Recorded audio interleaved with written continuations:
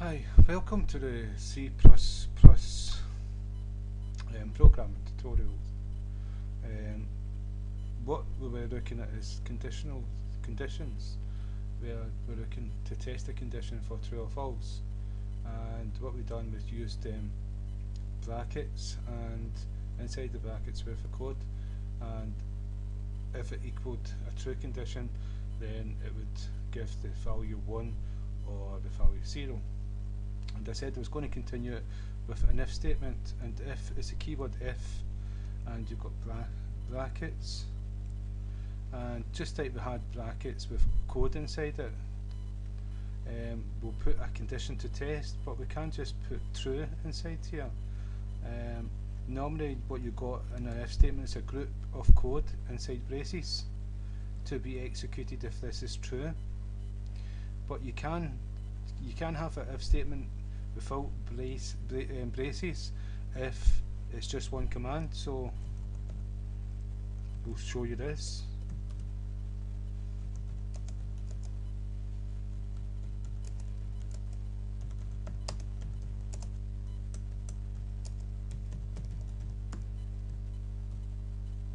So it is true and just one command. So it's going to execute this line of code because this is true, but when it's false it's not going to execute this line of code. And to prove it, I will run a program. Because I never made the save, I never saved it, it's asking me do I want to save it, so yes.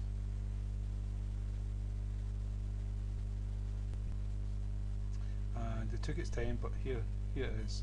It is true and just one command. So, but if this is false, it will not execute this piece of code, and so there's no way, it's not going to put anything on the screen, so there's no way to show you, but I'll run it anyway.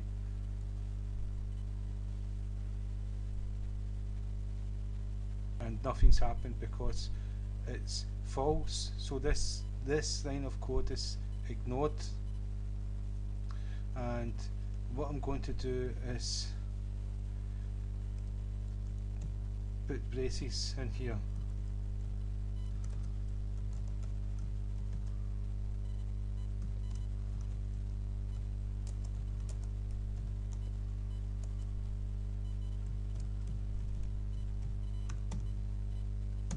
So one line.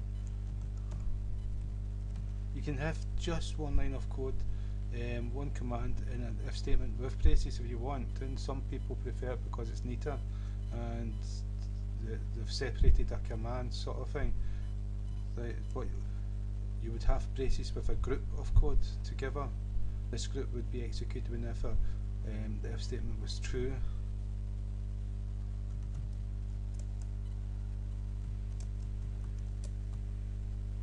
And so we could have many lines of code.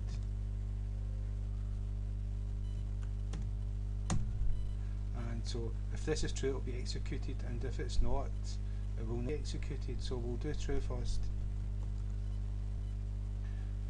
Run a piece of code. Yes. It's taking its time again. Oh, it's not. Yeah, it has to. The computer's running slow. Right, line of code 1, line of code 2, and when that's false, the code for the if statement is not executed because it's false. It only executes when it's true, and this is important for while loops, do loops, then for loops, etc. And so if I run it when it's false, nothing will happen. It's not going to print these two lines of code. So it's going to say false, and it's going to move on to the commands after the if statement. Right, so now that's what we can do now. I put a true condition in there. So what you can do, a false condition, a true, so that you could see for yourself true and false. So, but this here is 1, is equal to 1, that's going to evaluate as true. And so that's going to evaluate as true, so this is going to be executed, and to prove it, we're going to code. It's recurrence row, so it's taking its time, and it is there. So line of code 1, line of code 2, so this was executed, but if this was a false statement, so 1 is equal to 2, no, that's false, so it returns false, and the code will not be executed because of it. And it's not executed because of it. And so if we do this one, separate them so you can see better. Like 1 is not equal to 2.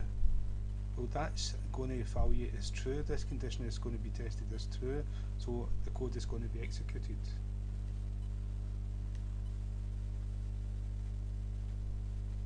And sorry for the time the computer is taking.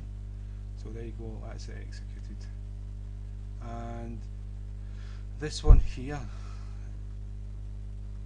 if 1 is less than 2 and or equal to 2, it's going to evaluate as true because 1 is less than 2, though it's not equal. So that's what that is. You've got a choice of 2 if it's equal or less than. So you've got, if it was just less than, and like if I do like 9 and 10, if it's just less than, 9 is less than 10, well that could be 9, 0, -1, all the rest of it, as long as it's less than, but it wouldn't accept 10. But if we do 9 is less than or equal to 10, well if we do it this way, if we see it this way, 10 is less than or equal to, so what we've got is 10 all the way down to -20, -40, -50 is going to execute this code. So this can give you an extra one. Doesn't matter if this is 9, this is going to be executed, doesn't matter if it's 10, doesn't matter. So this, if it's equal and less than, that's what that is. And this is going to be true, so if we run the code, it's going to be good. And again, it's taking its time. I do apologise. That's it. No, the code is printed. So if it's a false statement, so if this was 5, 9 is not less than 5, and 9 is equal to 5, so that would be false. So when we run the code, that will evaluate to false, so this code will not be executed. Right? But with an if statement, you can have an if statement nested with an if statement, or you can have like an else statement. And the else statement, there will be a group of code, and if this is true, this is going to be executed. But if it's not true, the else statement is executed. So you've got a branch of a binary branch with 2 directions at a T-junction. Well, you're going down up the T-junction and you can go left or right. So this is what you have here. So you're getting choices and you're beginning to put intelligence into your program. So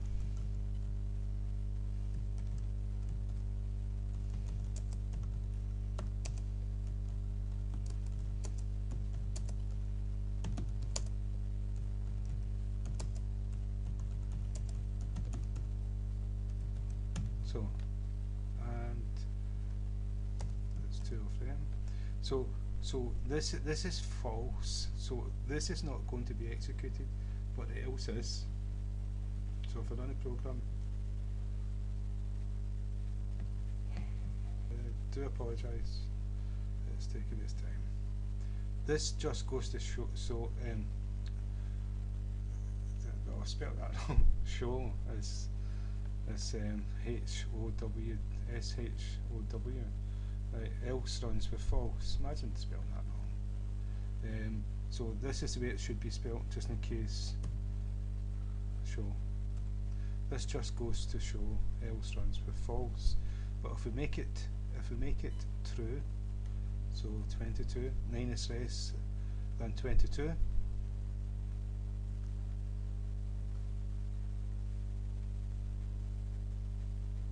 And it's taking its time. It executed the if statement because it was true. So if statement depends if it's true or false. So the next one we're going to do is the while loop, and it's executed the loop if it's true or false. Now what I will continue with is I've put in raw numbers. What you would do is int num1, just any names, int num2, and this would be like num1, num2, but you don't see what numbers is inside these, so that's why I was doing raw numbers, just to show you. So this would be like 9 and this would be like 44.